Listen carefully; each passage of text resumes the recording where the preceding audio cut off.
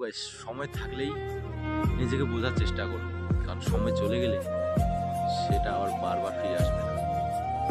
আর বাস্তব কথা কি জানো, আমরা সবাই টাকা ইনকাম করতে গিয়ে নিজেকেই ভুলে যাই। যেমনটা আমি বাস্তবে এখন আমি 1 বছর ধরে দেখতেছি, আমি নিজেই মানে আজকে বুঝতে পারতেছি আমি নিজেই অনেকটা বদলে গেছি, মানে টাকার পিছনে ঘুরতেছি।